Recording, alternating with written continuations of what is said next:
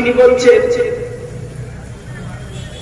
যে আমি পৃথিবীতে মানব সৃষ্টি করেছি অতি উত্তম করে। কি করে? অতি সুন্দর করে আমি আল্লাহ পৃথিবীতে মানুষ তৈরি করেছি। এখানে মানুষ কিন্তু সৃষ্টির মধ্যে সুন্দর না? সুন্দর না?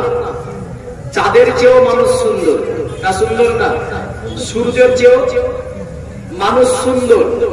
এক কথায় যাহা কিছু আল্লাহর সৃষ্টি, আল্লাহ কসম করছে ওয়াতিন ওয়া যাইতুন ওয়া তুর সিনিন ওয়া হাযাল বালাদিল আমিন। আমি আল্লাহ বৃক্ষ দুটির কসম করছি, তিন ও জাইতুন এবং এই কোহে পর্বত তুর ও সিনা, এবং কি আমি আল্লাহ কসম করছি মক্কাতুল মুকাররমা। এই চারটা কসম করে আল্লাহ বলছে লাকাদ খালাকনাল ইনসানা ফি আহসানি তাকবীর। আমি আল্লাহ মানবকে অতি সুন্দর করে তৈরি করেছি। সুবহানাল্লাহ বললেন। সবচেয়ে আল্লাহর সৃষ্টি সুন্দর হচ্ছে মানুষ। যেমন জুবাইদা হারুন আর রশিদের স্ত্রী ছিল। এই জুবাইদা হারুন আর রশিদের সঙ্গে একদিন ছাদের মহলে আরাম করছে। বাদশাহ হারুন আর রশিদ হচ্ছে বাদশাহ, আব্বাসী খলিফা, আব্বাসী পিরিয়ডের একজন বাদশাহ।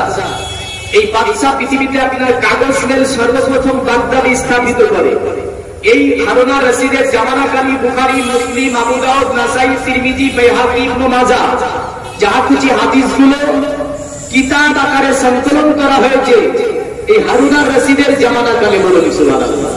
সহিহ ইসমাইল বুখারী, সুনান ইবনে আবু দাউদ, আবু বকর ইবনে মাজাহ, মুয়াত্তা ইমাম মুহাম্মদ, মুয়াত্তা ইমাম মালিক থেকে নিয়ে প্রায় কিতাবগুলি হারুন আর রশিদের ওই সময়টায় সংকলন করা হয়েছে। তার দরবারে হাজার হাজার মুফতি, মুহাদ্দিস, মুহাক্কিক থাকতো। হারুন আর রশিদ জ্ঞানী বাদশা ছিলেন। তাহাজ্জুদের নামাজও কাজে করতো না। বলুন সুবহানাল্লাহ। তাহাজ্জুদের নামাজও স্ত্রীও পড়তো, স্বামীও পড়তো। আর এখন আমাদের আপনার নামাজ কি হয়েছে জানেন তো? স্বামী পড়ছে পড়, স্ত্রী বলে পড়বো না। আবার অনেক আপনার ফ্যামিলিতে এরকম যে স্ত্রী পড়ে স্বামী পড়ে না, এরকম আছে। আর কিছু ফ্যামিলিতে দেখা যাচ্ছে বাড়ির বুড়ো লোকগুলো পড়ছে আর জোয়ানগুলো পড়ছে না। বাদশার জীবনটা কেমন ছিল জানেন? হারুন আর রশিদ নিজের স্ত্রীকে নিয়ে একই সঙ্গে জানাল আপনার কি করতো? তাহাজ্জুদের নামাজ পড়তো। যেমন করে আপনি মোগল পিরিয়ডের যে একজন বাদশা ছিল যার নাম ছিল শাহজাহান, যে দিল্লির জামে মসজিদ তৈরি করে, ইনার স্ত্রী আপনার ইনার মমতা, দুজনে একই সঙ্গে 40 বছর ধরে তাহাজ্জুদের নামাজ পড়ে। স্বামী স্ত্রী পাশাপাশি তাহাজ্জুদের নামাজ 40 বছর কাজা হয় না। বলুন সুবহানাল্লাহ। এদের জীবনী শুধু শুনলে হবে না, জীবনী থেকে উপদেশ নিতে হবে না? হবে না? অনেকে বলে যে জীবনী করছে না, জীবনীতে প্রচুর উপদেশ আছে। উপদেশগুলো যতক্ষণ টেনে নিয়ে নিজের জীবনের সঙ্গে ওগুলো বাস্তবায়ন না করবে, জীবনী শুনে কাজ হবে না। হবে? হবে না। জুবাইদা আপনার নিজের স্বামীকে ছাদের মহলে বসে আছে, তো স্বামী স্ত্রী কথা চলছে, গল্প। তো জুবাইদা দেখতে সুন্দরী ছিল, রানী। নিজের স্বামীকে বলছে, স্বামী আসমানের চাঁদটা দেখো কত সুন্দর। হারুন আর রশিদ বলছে, তাই তো। জুবাইদা হাসতে হাসতে বলল, শোনো স্বামী, আসমানে যে চাঁদটা দেখছো 14 তারিখের ওই চাঁদের চেয়েও আমি জুবাইদা সুন্দর। বলুন সুবহানাল্লাহ। হারুন আর রশিদ রেগে গেল। ধার্মিক বাদশা বলে, আসমানের চাঁদ তৈরি করেছে আল্লাহ, সুন্দর তো দিয়েছে আল্লাহ, যে রোশনি দিচ্ছে রাতের অন্ধকারকে কিরণ বানাচ্ছে চাঁদ। আর এর সঙ্গে জুবাইদা তোমার চেহারাকে যদি তুলনা করলে আমি হারুন আর রশিদ এটা মেনে নিতে পারি না। স্ত্রীকে বলে ফেললো যে এর যদি তুমি যথেষ্ট প্রমাণপত্র দিতে আমাকে না পারো, তোমার উপর 3 তালাক। 3 মেরেছে। সঙ্গে সঙ্গে স্বামী স্ত্রী বিচ্ছেদ হলো, দুজন দুই জায়গায়। কারণ ধার্মিক বাদশা আগেন কথা যেটা বলেছে সেটাই হবে। কিন্তু আমাদের গ্রামে, আমাদের সমাজে বর্তমান দেখতে গেলে কতই না এই নিয়ে চলছে না। যদি উচিত কথা বলে তো মৌলবি বেজার, বা মৌলবি বুঝলেন মনে মনে বলবে যে মৌলবিটা লাগাই হচ্ছে না। এটা এমন একটা মশলা তালাকে। যাই হোক, দেখে স্বামী স্ত্রী বিচ্ছেদ ঘটলো, জুবাইদা ভাবছে এখন স্বামী তো ওয়াদা করে ফেলেছে, হারুন আর রশিদ কথাটা বলে ফেলে বলে পস্তাচ্ছে আমি কেমন কেন বললাম, এখন এর সমাধান কি করবো? ও যদি প্রমাণপত্র কোথায়? কিন্তু আল্লাহ ধার্মিক যারা যারা নেককার হবে, মাবুদের যারা হবে, তাদেরকে আল্লাহ হেফাজত করবেন, করবে না করবে? আল্লাহ বলছে ফাকুরুনি আযকুরুকুম ওয়াশকুরুলি ওয়ালা তাকফুরুন। এ বান্দা তুমি যখন আমি আল্লাহ আমার জিকির করবে, আমি আল্লাহ তোমার চর্চা করব। বান্দা তুমি যখন আমাকে একবার ডাকবে, আমি আল্লাহ তোমাকে 10 বার ডাকবো। এ আমার বান্দা তুমি যখন আমাকে একবার স্মরণ করবে, আমি আল্লাহ তোমাকে 10 বার স্মরণ করব। বলুন সুবহানাল্লাহ। তুমি আমার দিকে যখন একটা বকমুজার হবে, আমি আল্লাহ তোমার দিকে 10 দফা গিয়ে যাব। আল্লাহকে ডাকার মতো ডাকতে হবে, কার মতো? ডাকার মতো ডাকতে হবে। পৃথিবীর মুমিন মুসলমান স্বামী স্ত্রী রাত্রিতে বিচ্ছেদ মাবুদকে আপনার জুবাইদা বলছে আল্লাহ পৃথিবীতে আমি জুবাইদা স্বামী আমার অঙ্গীকার করেছি, এর জবাবটা কেমন করে দেব? আল্লাহ আমার স্বামী তো আমাকে বলেছে যদি আমি এর প্রমাণ নথিপত্র দিতে না পারি আমার উপর 3 তালাক দিয়ে দিয়েছে। যদি প্রমাণপত্র দিয়ে দিতে পারি তাহলে তালাক হবে না, আর যদি প্রমাণপত্র দিতে না পারি তাহলে তো আমি তালাক হয়ে যাব। এইদিকে হারুন আর রশিদ মাবুদকে বলছে আল্লাহ ছাতির উপর বড় স্বামী স্ত্রী কথা বলতে বলতে এমন কি ভুল করে ফেললাম, এমন কি অন্যায় করে ফেললাম, এখন কোথা থেকে সমাধান হবে? পৃথিবীর মুমিন মুসলমান ফজরের আযান ধ্বনি হয়েছে, বাচ্চা আপনার নামাজের জন্য অগ্রসর হয়। যদিও আপনার বাদশাহী করেছে, এত বড় বাদশাহী ছিল হারুন আর রশিদের, ওই আপনার কালটাকে আপনার ওই উটটাকে বলা হয়েছে সরেনের যুগ। বলুন সুবহানাল্লাহ। এত উন্নতি সাধন করেছিল এই বাচ্চা আব্বাসীয় খলিফা ফিরৌনের বাচ্চা, এত উন্নতি সাধন করেছিল, এত প্রেমী বাচ্চা ছিল। বাচ্চা আপনার ফজরের আযান ধ্বনি হয়েছে, আপনার মুয়াজ্জিন আযান দিচ্ছে। আমরা যখন আযান দিয়ে উঠিল উঠেন লাখ ডেকে ডেকে ঘুম পারে, আর বলে ওয়াজ করবে মৌলভী সাহেবের ওয়াজ শুন, রাগ করে মুয়াজ্জিন আযান দিলে উঠতে হবে, হবে না? হবে না? মুয়াজ্জিন আযান শুরু করেছে, হারুন আর রশিদ আপনার উঠে মসজিদের থেকে গুটি গুটি পায়ে বাচ্চা চলতে লাগলো, নামাজ পড়বে। বাচ্চা টেনশন পুরা রাত্রি চিন্তা করেছে, স্ত্রী পুরা রাত্রি চিন্তা করে, কান্না করে, মাবুদকে বলে আল্লাহ এর সমাধান তুমি একটা করিয়ে দাও। এ পৃথিবীর মুমিন মুসলমান, আল্লাহ বলছে বান্দার শোন, আমি আল্লাহ আমাকে কেউ যদি ডাকে, আমি আল্লাহ আমার দরবারে চাই, আমি আল্লাহ আমার দরবারে অনুতপ্ত অবস্থায় মোনাজাত করে, আমি আল্লাহ ওই ব্যক্তিকে আমি আল্লাহ তার কথাগুলো কবুল করে আমি আল্লাহ তাকে হেফাজত করি। হারুন আর রশিদ গুটি গুটি পায়ে মসজিদে যায়। আমার আল্লাহ একজন মাহবুব বান্দাকে তার আগে মসজিদে পাঠিয়ে দিয়েছে, মানে ফতোয়াটা তোমার দিতে হবে, মসলাটা তোমার দিতে হবে। একজন ফকির আল্লাহওয়ালা গুটি গুটি পায়ে গিয়ে বুঝলেন মসজিদে আগে থেকেই বসে আছে, মসজিদে যেখানে ইমাম নামাজ পড়াবে ওই জায়গাতে আপনার বসে আপনার আছে। হারুন আর রশিদ যাওয়ার পরে ব্যক্তিটাকে চিনতে পারে না, এই ব্যক্তিটাকে মসজিদে দেখছি নতুন এসে চাই নামাজ দখল করে নেই, ইমামের জায়গা দখল করে আছে, হঠাতে পারে না, কিছুই বলে না বাচ্চা, কারণ বাচ্চা চিন্তিত ছিল, সুন্নত নামাজ বাচ্চা আদা করলো, টাইম হতে আছে, এই দিকে আপনার দেখছে টাইম হয়ে যাচ্ছে, টাইম হয়ে যাচ্ছে, ওই ব্যক্তি হটে না, ইকামত পড়িয়ে দেওয়া হলো নামাজের জন্য, জামাতের জন্য। ওই ফকির সাহেব নামাজে দাঁড়িয়ে গেল, নামাজে দাঁড়িয়ে আপনার সূরা পড়তে শুরু করলো, সূরাতুল ফাতিহা পড়লো, পড়ার পরে আপনার পড়ছে সূরা তিন ওয়াজ-জাইতুন, এই তিন ওয়াজ-জাইতুন সূরা পড়ছে, আর আপনার লাকাদ খালাকানাল ইনসানার জায়গাতে বলছে লাকাদ খালাকানাল ইনসানা, না বলে বলছে লাকাদ খালাকানাল কামারা ফি আহসানি তাকবীর। বাচ্চা জ্ঞানী ছিল কোরআন সম্পর্কে, কোরআন যথেষ্ট হারুন আর রশিদ পড়তে পারতো, কোরআনের ব্যাখ্যা হারুন আর রশিদ করতে পারতো, কোরআনের আপনার কি বলতে যাচ্ছে বাচ্চা বুঝতে পারতো। বাচ্চা লুকমা দিল লাকাদ খালাকানাল কানাল ইনসানা ফিয়াসানি তাগবিব আপনার ফকির পড়ছে নাকাত কালা কানাল কামারা ফিয়াসানি তাগবিব বাচ্চা লোকমা দিচ্ছে বাচ্চা কালা কানাল ইনসানা ফিয়াসানি তাগবিব ফকির ঘুরে বলছে বাচ্চা রাত্রিতে যদি রকম হলের ওপরে তোর স্ত্রীকে যে তুই বলেছিস যাদের চেয়ে মানুষ সুন্দর নথিপত্র দিতে না পারলে আমি তোর ওপরে 3 তালাক দিলাম। এ বাচ্চা এত জ্ঞানী তুই বাচ্চা কিন্তু ওখানে অজ্ঞান কেন হয়ে গিয়েছিলি?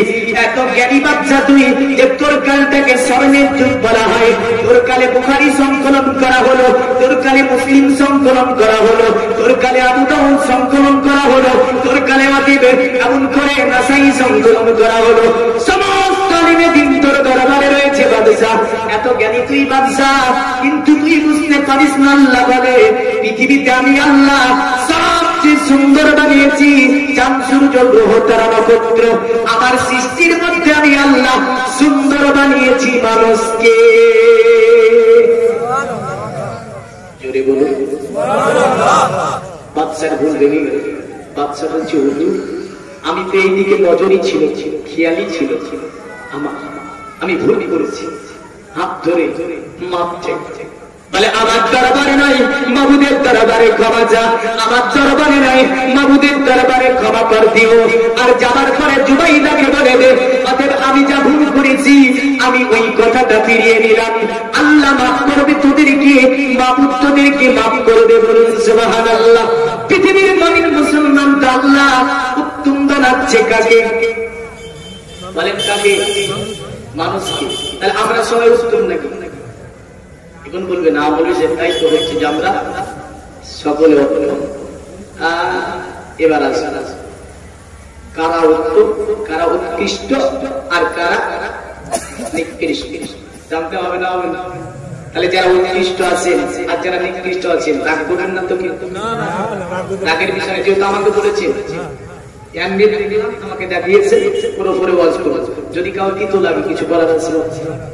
তিতো তো লাগবে, যিনি টপিক দেন তিতো লাগতো, আর যদি বলতেন যে না টপিক নেই চালান তবে তিতো লাগতো না। যে কোনো টপিক নিয়ে ওয়াজ করতে গেলে প্রচুর ভাবনা চিন্তার বিষয় আছে। কারণ আমাকে আজকে এখানে এসে বলছে, যদি আমাকে আগে বলে দিত না এই বিষয়টার উপরে আরো কিছু আমি আলোচনা করে দিতাম, কিন্তু এই স্টেজে উপরে ওঠার পরই বলেছে, যার কারণে তিতো হতে পারে। দেখে উৎকৃষ্ট কারা? আল্লাহ বলছে তোমরা উত্তম, তোমরা উত্তম। এখন বাহ্যিকভাবে সার্বিক দিক দিয়ে যদি আমরা দেখতে যাই, প্রথম আমাদের আলামে দুনিয়াতে উন্নতি কত? আমরা আছি এখানে আলামে দুনিয়া, এরপরে একটা জগৎ হবে আলামে বারজাখ, আর একটা জগৎ আছে আলামে আর ওয়া। 3টি জগৎ মনে রাখবেন, কটা জগৎ? 3টি জগৎ, আলামে দুনিয়া, আলামে বারজাখ, আলামে আর ওয়া। তা আলামে দুনিয়া মানে এই পৃথিবীতে আমরা উন্নতি কত করেছি? কারো গাড়ি আছে, কারো বাড়ি আছে, কারো নাই, কারো জমি জায়গা করেছে, বুঝলেন? বিভিন্ন দিক থেকে ইনকাম করেছি, নাকি জায়েজ নাকি হারাম কোন আপনার দেখার লাইন নাই আছে? নাই। সব দিক দিয়ে উন্নতি, উন্নতি আর উন্নতি। এটা হচ্ছে আলামে দুনিয়া। আল্লাহ বলছে বান্দারে শুনে রেখে দে, আলামে দুনিয়ার উপরে ডিপেন্ড করবে আলামে বারজাখ। যদি আলামে দুনিয়ার কর্ম ভালো হয়, আলামে বারজাখ তোমার ভালো হবে। বলুন সুবহানাল্লাহ। আলামে দুনিয়ার যদি কর্ম ভালো হয়, আলামে বারজাখ তোমার ভালো হবে। যদি আলামে দুনিয়াতে আলামে বারজাখের জন্য যদি টাকা পয়সা নিয়ে আসতে না পারো, তাহলে কিন্তু অসুবিধা আছে। আলামে দুনিয়াতে মানুষের কাছে যদি টানা টাকা না থাকে, চলবেন আপনার কাছে পয়সা নাই, কোন ব্যক্তিকে বলবেন আপনাকে সাহায্য করে দেবে, আপনার কাছে শীতের বস্ত্র নাই, প্রচন্ড ঠান্ডা পড়েছে, আপনি কাউকে বলবেন একটা শীতের বস্ত্র দিয়ে দেবে, আপনার কাছে থাকার জন্য জায়গা নাই, আলামে দুনিয়াতে কাউকে বলবেন থাকার একটা জায়গা মিলে যাবে। আলামে দুনিয়াতে ক্ষুধার্ত হয়েছেন, কাউকে বলবেন খাবারের ব্যবস্থা হয়ে যাবে। কিন্তু আমার আল্লাহ বলছে বান্দারে শোন, অতএব এরপরে যে জগৎটা আলামে বারজাখ, এখানে আলামে বারজাখে তুমি খাবারও চাইয়ে পাবে না, নেকিও তুমি চাইয়ে পাবে না। এমন করে তোমার থাকার জন্য যদি আমি আল্লাহ সঠিক ব্যবস্থা করিয়ে না দিই, ওখানে চাইয়ে তুমি পাবে না। কারণ আলামে বারজাখটা তোমার নেকির উপরে শান্তি এবং কষ্টদায়ক হবে। কিসের উপরে? নেকির উপরে। ওই জগৎটা ডিপেন্ড করছে নেকির উপরে। আর আলামে দুনিয়া কিন্তু আমরা যদি না থাকে চাইলে পেয়ে যাবো না, যাবো না, কিন্তু ওখানে পাওয়া যাবে, ওখানে গিয়ে পাওয়া যাবে না। ওখানকার মানুষ হতে গেলে ওই আলামে বারজাখকে যারা পৃথিবী থেকে আলামে বারজাখের সামানাগুলি জোগাড় করে নিতে পারলো, তারাই উৎকৃষ্ট হলো বলে সুবহানাল্লাহ। মনে থাকবে, মানে এই জগৎ থেকে আলামে বারজাখের বিষয়গুলো নিয়ে নিতে হবে, না হবে না, নিয়ে নিতে হবে। দেখেন বাকি ঘটনা আমল করবো ইনশাআল্লাহ। কারণ আপনারা ভাবছেন হয়তো মৌলভী সাহেব টপিক নিয়েছে শুধু এই দিকে চলবে, মানে ঘটনা না আনলে মানুষ খুশি হয় না, জানে, মানে ঘটনার সাথে সাথে বললে খুব ভালো হয়। আলামে দুনিয়াতে আপনি জোগাড়পাতি করে নিয়ে আলামে বারজাখের জন্য যারা সামান পাতি বেঁধে নিল, ওরা পৃথিবীতে উৎকৃষ্ট হলো বলে সুবহানাল্লাহ। আমার আল্লাহ পাক যেমন পবিত্র কোরআনে কারিমে বলছে শোনো তোমরা অতি উৎকৃষ্ট, আবার আমার আল্লাহ বলছে মারাদাদনাহু আসফালা সাফিলিন, এবং কি তোমাদের মধ্যে অতি নিকৃষ্ট আছে না নাই? নাই, অতি নিকৃষ্ট আছে। উৎকৃষ্ট তারা যাদের জীবনে 5টা চরিত্র পাওয়া যায়। কটা? মনে রাখবেন, উৎকৃষ্ট তারা যাদের জীবনে 5টা কর্ম পাওয়া যায়, নিকৃষ্ট তারা যাদের জীবনে 4টি চরিত্র পাওয়া যায়। কটা? 4টা। এখন দেখবো আপনার আমার মধ্যে কটা চরিত্র আছে, দেখবো। পৃথিবীর নবীন মুসলমান, আমি আপনাকে বলে যাব, আমরা যখন রাত্রি চলে যাই, সকাল দিন আছে, দিনের প্রথম অংশে আপনি কি করেন?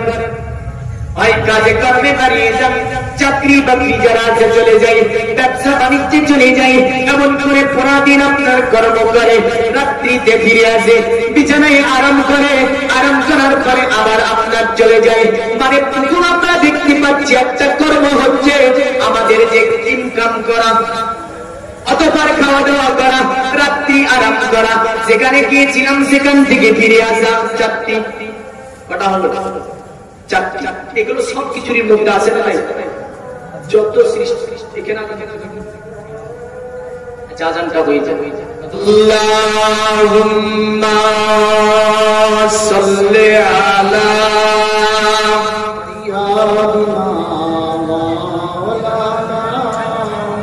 ওয়া আলা আলি সাইয়্যিদিনা মাওলানা। আমি লক্ষ সালাম জানাই নবী তোমার কদমে, আমি লক্ষ সালাম জানাই নবী তোমার কদমে, শক্তি সদা আছে রাসূল তোমার চরণে। আমি লক্ষ সালাম জানাই নবী তোমার কদমে, শক্তি সদা আছে নবী তোমার কদমে। সুবহানাল্লাহ। সেই কিয়ামতের দিন বড় হাতে যে কঠিন, পাপ পুণ্যের বিচার খোদা করিবেন সেদিন। সেই কিয়ামতের দিন বড় হাতে যে কঠিন, পাপ পুণ্যের বিচার খোদা করিবেন সেদিন। নবী সেই দিনেতে জায়গা দিও তোমার চরণে। জোরে বলুন সুবহানাল্লাহ, আরো জোরে বলুন। নবী সেই দিনেতে জায়গা দিও তোমার চরণে, শক্তি সদা আছে নবী তোমার কদমে। সেই দুজখের আগুন সেদিন জ্বলিবে দ্বিগুণ, তাহা দেখে ভীতু হবে আমাদের চোখের আগুন সেদিন জ্বলিবে দ্বিগুণ, তাহা দেখে পিতু হবে আমাদের মন। নবী সেই দিনেতে যাই গলুকে তোমার কদমে, নবী সেই দিনেতে যাই গলুকে তোমার চরণে। শান্তি সদা আছে নবী তোমার কদমে, আমি লোক সালাম জানাই নবী তোমার কদমে, আমি লোক সালাম জানাই নবী তোমার চরণে। শান্তি সদা আছে নবী তোমার কদমে। আল্লাহুম্মা সাল্লি আলা সাইয়্যিদিনা মাওলানা ওয়া আলা আলি সাইয়্যিদিনা মাওলানা মুহাম্মদ। পৃথিবীর মুমিন মুসলমান, আমার আল্লাহ বলছে বান্দার জন্য রেখে দে, পৃথিবীর জমিনে যদি বান্দা তুই আলামে বারজাকের জন্য জোগাড় পাতি করে নিতে পারিস, তবে বান্দা তোর জীবনটা ধন্য হবে, পরজগৎটা তোর জন্য কল্যাণময় হবে। সুবহানাল্লাহ বলে। এটা আলামে দুনিয়া থেকে আলামে বারজাকের জন্য জোগাড় পাতি লাগবে। আর ওই যে চরিত্রগুলো বলছিলাম, ওরাই উৎকৃষ্ট যাদের জীবনে 5টা চরিত্র, এই 4টির মধ্যে আরেকটা চরিত্র হচ্ছে আল্লাহর ইবাদত করা। সুবহানাল্লাহ বলেন। সমস্ত জীবের মধ্যে 4টি, আর মানুষের মধ্যে তাদের মধ্যে 5টি যারা আল্লাহর ইবাদত করে। এটা হচ্ছে বেশি, এই চরিত্রটা বেশি। এই চরিত্রটা যার মধ্যে থাকবে তাদেরকে আল্লাহ বলছেন আমি তাদেরকে উত্তম তৈরি করেছি এই জগতে এবং পরজগতে। আর সার্বিক বাহ্যিক ভাবে যদি দেখতে যাই, তাহলে আল্লাহ রাব্বুল আলামিন এই জাতিটাকে মানবকে আল্লাহ সুন্দর বানিয়েছে। কিন্তু আশরাফুল মাখলুকাত তারা যাদের জীবনে 5টা চরিত্র আছে, যাদের জীবনে 5টা চরিত্র পাওয়া যাবে। আমি কোন আসি কোরআনের আয়াতে আল্লাহ বলছে ইন্নাদ দীনা ইনদাল্লাহিল ইসলাম, নিশ্চয় আমার কাছে উত্তম ধর্মের নাম হচ্ছে ইসলাম।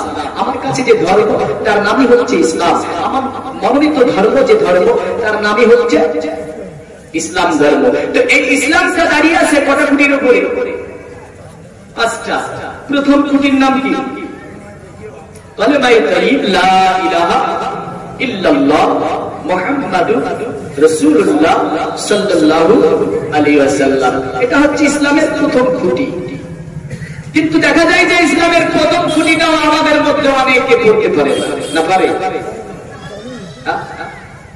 অনেকে পারে, কারণ আমরা তো বিয়ে পড়াই, বুঝলেন? ওই বিয়ে পড়াতে গিয়ে বুঝে ফেলি যে কত পড়তে পারে। এখনো যুবক আছে যে কলেমাটা পড়তে পারে না সঠিক করে। ভাবছি এটি জাতির উন্নতি নয়, অবনতি। কি এটা? অবনতি। আমরা মুসলিম, আমরা বলি মুসলিম, কিন্তু মুসলিম যে ইসলাম যে দাঁড়িয়ে আছে 5টা খুঁটির উপরে, প্রথম খুঁটির নাম কলেমা। এই কলেমাটা আমরা ঠিক করে সকলকে বলছি না, কিছু কিছু ঠিক করে পড়তে পারি না। যারা পড়তে পারেন না তাদের আমি কাফের বলছি না, তারা গুনাহগার। কি গুনাহগার? অমুসলিম বলছি না, মুসলিম কিন্তু গুনাহগার, তারা বড় গুনাহগার। অনেকে হয়তো এটাকে অমুসলিম বলে ফেলে যে কলেমা না পড়তে পারলে অমুসলিম হয়ে যাবে। না, দেখেন বিশ্বাসের উপরে বিশ্বাস যারা করেছে, এরপর বিশ্বাস আছে বলতে পারে না, সেটা তার মানে শিক্ষানীয় বিষয়ের দিক থেকে, পিতা মাতা গার্জেন ফ্যামিলির দিক থেকে সেটা ভুল। কিন্তু ওই ব্যক্তিটার উপরে, ওই বাচ্চাগুলোকে যদি বলেন যে কলেমার উপরে বা কোরআনের উপরে, ইসলামের উপরে যদি কোনো প্রকারের আক্রমণ করে, ওই যুবকগুলো দাঁড়িয়ে থাকবে না, থাকবে। যদি কলেমা পড়তে পারে না, যুবকটা দাঁড়িয়ে থাকবে না, ঝাঁপিয়ে আক্রমণ করে দেবে। এরা কখনো অমুসলিম নয়, মুসলিম যারা গুনাহগার, সঠিক করে কলেমাটা পড়লো না, যার কারণে গুনাহগার। যার কারণে আমি তাদেরকে বলবো কলেমাটা শিখে নেবে, কলেমাটা সঠিক করে শিখে নেবে। ইমাম সাহেব আছে, আরো অনেক আছে, তাদের কাছে কলেমাটা সঠিক করে শিখে নেবে। পৃথিবীর মুমিন মুসলমান, এই ইসলামের শিক্ষা দেওয়ার জন্য আপনার আমার নবী, দুনিয়ার বাদশা হাবিবুল্লাহ জনাবে মুহাম্মদুর রাসূলুল্লাহ সাল্লাল্লাহু আলাইহি সাল্লামকে আমার আল্লাহ পাক পৃথিবীর জমিনে আল্লাহ পাক পাঠালেন বলেন দীর্ঘ আপনার কয় বছর ধরে নবী আমার 63 বছর ধরে আপনার 40 বছর বয়স থেকে নবী আমার ইসলামের কাজ শুরু করে দিলেন। ওহির বার্তা শুরু হলো, ইসলামের কাজ আমার নবী শুরু করে দিলেন।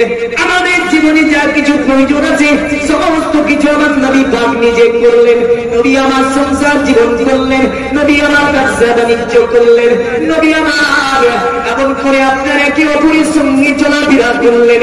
এমন করে আল্লাহ নবী সাল্লাল্লাহু আলাইহি ওয়াসাল্লাম আপনার যা কিছু বিষয়াদি রয়েছে ইসলাম একটি মানব জীবনে যা কিছু রাজনীতি থেকে নিয়ে অর্থনীতি থেকে নিয়ে সংস্কৃতি থেকে নিয়ে মানব জীবনে যা কিছু প্রয়োজন আছে আমার নবী পাক দীর্ঘ 23 বছর ধরে নবী আমার দেখিয়ে দেখিয়ে দেখিয়ে যেই দিন সম্পূর্ণ হয়ে গেল ইসলাম, যেই দিন ইসলামের কাজ সমাপ্ত হলো, ইসলাম পরিপূর্ণ ধর্ম হিসাবে আমার আল্লাহ পাক নির্বাচিত করে নিলেন, ইসলামের নির্মাণকে পরিপূর্ণ করে দিল। সেই দিন আমার আল্লাহ বলে, এ আমার নবী গো শুনুন, আমি ইসলামকে পাঠাচ্ছি আদম নবীর যুগে। এক এক করে আমি আল্লাহ পৃথিবীতে নবী পাঠিয়েছি, পৃথিবীতে রাসূল পাঠিয়েছি। আমি আল্লাহ পাক পৃথিবীতে এক এক করে ইসলামের উপরে আমি আল্লাহ 103 খানা গ্রন্থ পাঠিয়েছি। এর পূর্বে আপনার উপরে একটা গ্রন্থ আমি পাঠালাম। আমার গ্রন্থ হলো 104টি নবী। এর পূর্বে কোন নবী এমন ভাবে ইসলাম প্রচার করতে পারেনি, কোন নবী এমন আদর্শ দেখাতে পারেনি, কোন নবী এত চরিত্র দেখাতে পারেনি, কোন নবী এত ধৈর্য ধারণ করতে পারেনি, কোন নবী এমন উম্মতকে ভালোবাসতে পারেনি যা আপনি আপনার উম্মতকে ভালোবেসে এত কষ্ট করে সমস্ত বিষয়গুলি আপনি প্র্যাকটিক্যাল করে উম্মতকে শিখিয়ে দিলেন, উম্মতকে জানিয়ে দিলেন, উম্মতের জন্য সেগুলো সংবিধান তৈরি করে দিলেন। আমি আল্লাহ দীর্ঘ 23 বছর ধরে আপনি থাকলেন, 23 বছর ধরে ইসলামের কাজকে আপনি এমন ভাবে শুরু করলেন। 23 বছর ধরে আল্লাহ বলেন হাবিব গো ইসলাম পরিপূর্ণ হয়ে গেল, পৃথিবীতে আপনাকে আর থাকতে হবে না। জোরে বলো সম্পূর্ণ হয়েছে না হয়নি? সম্পূর্ণ হয়েছে, হয়ে গেছে। অন্য নবী জামানায় হয় নাকি? অন্য নবী পারেনি যেটা আমার নবী পেরেছে, বলেছে সুবহানাল্লাহ। তাহলে অন্য নবীর দ্বারা যেটা হয়নি আমার নবী দ্বারা সেটা হয়েছে। যার কারণে আল্লাহ রাব্বুল আলামিন বলেন আর কোন নবী যাবে না, শেষ নবী মাকাম মুহাম্মাদুন আবাদিন লিরিজালি ওয়ালাকি রাসূলুল্লাহ। এরপরে কোন নবী যাবে না পৃথিবীতে, আমার নবী কোন পুরুষের পিতা নয়। আর নবী হচ্ছে সমর্থনকারী নবী। আল্লাহ পাক বলেন আমি নবুয়তের দরজায় তালা মেরে দিয়েছি। সুবহানাল্লাহ। এখন যদি কেউ নবী দাবি করে, কাজ্জাব আব্দুল ওহাব নাজদি নবী দাবি করেছিল না? ও কাজ্জাব। গোলাম আহমদ কাদিয়ানী নবী দাবি করেছিল, ও কাজ্জাব। কারণ হচ্ছে আল্লাহ বলছে আমি নবুয়তের দরজা বন্ধ করে দিয়েছি, আর হবে হবে। আল্লাহ নবী বলেছেন যেমন শোনো আমার উম্মতেরা, তোমাদের জীবনে চলাফেরা একটি বাচ্চা, একটি মা বাচ্চাকে কেমন করে লালন পালন করবে, একটা মা বাচ্চাকে কেমন করে আপনার মানুষ করবে, মায়ের কর্তব্য বাচ্চার উপরে কি আছে, একটা পিতার আপনার সন্তানের উপরে কর্তব্য কি আছে, সন্তানটিকে কেমন করে বড় করবে, সন্তানটি যখন আস্তে আস্তে সন্তানটির কথা বেরিয়ে যাবে, ওই সন্তানের উপরে পিতা মাতার কর্তব্য কি রয়েছে এমন করে নবী শিক্ষা দিচ্ছেন। শোনো আমার উম্মতেরা, আমি রাসূলুল্লাহ তোমাদেরকে সমস্ত বিষয়ে শিক্ষা দিয়েছি, প্র্যাকটিক্যাল করে শিক্ষা দিয়েছি। নবী বলেন ওই বাচ্চাটা যখন বড় হয়ে যাবে, 7 বছর যখন হয়ে যাবে, বাচ্চাটাকে পিতা কি শিক্ষা দেবে, মা কি শিক্ষা দেবে। বাচ্চাটা যখন 10 বছর হয়ে যাবে, পিতার কর্তব্য কি হবে বাচ্চাটার উপরে। এমন করে যখন 12 বছর হয়ে যাবে, পিতা বাচ্চাটার সঙ্গে কেমন ভাবে আচরণ, কেমন কথা বলবে। পিতার আপনার ওই সন্তানের বয়স যখন 18 হয়ে যাবে, যুবক হয়ে গেল, ওই সন্তানের উপরে পিতামাতার কর্তব্য কি আছে। অতঃপর ওই সন্তানটি যখন বড় হয়ে গেল, তখন আপনার ওই সন্তানের উপরে কর্তব্য ততদিন আপনার, যতদিন ওই সন্তানটা নিজে বয়স আপনার ব্রেন বুদ্ধি সম্পন্ন না হলো, কতদিন পর্যন্ত একটা বাচ্চার দায়িত্ব আল্লাহ পাক আমার নবী দ্বারা শিক্ষা দিয়েছেন পিতা মাতাকে করিয়ে দিতে হবে। বলুন সুবহানাল্লাহ। কিন্তু আমাদের আপনার পরিবারের বাচ্চাদের যদি দেখা যায়, একটা ছোট্ট ছেলে গানা বলতে পারে, কলেমা পারে না, একটা ছোট্ট ছেলে আপনার কথা বাড়ায়নি অথচ গানা বেরিয়েছে, বেরিয়েছে না বাড়াই বলছি। আমাকে বলেছেন ইসলামের দরকারটা কি, মানব জীবনে ইসলামের প্রয়োজনীয়তা কি, এগুলো বাচ্চা লালন পালন করা এটি তাহলে শিখতে হবে না, হবে না? হ্যাঁ, বাচ্চা লালন পালন করতে শিখলো না, বড় হয়ে বিয়ে হতো ভাত দিচ্ছে না, মলিজকে দিয়েও কি মলিজের একটু আপনার জন্য করেন ভাত ওটা তো ভাত দেবেই, কি করে দেবে? রাসূলুল্লাহ যে শিক্ষা দিতে বলেছে, শিক্ষা শিক্ষা ভাত দেবে দেবে না বাবা। আর যদি নবী যেভাবে বলে গিয়েছে ওইভাবে যদি আপনি সত্যকারী করে যেতেন, আমার নবী বলেছে তোমাকে ভাত দেবে না এমন তো, কিন্তু ওই শিক্ষাই তো নাই আমাদের আছে। পৃথিবীর মুমিন মুসলমান, আমার নবী পাক আপনার সংসার জীবন প্রথম করছেন, বাচ্চা লালন পালন করছেন।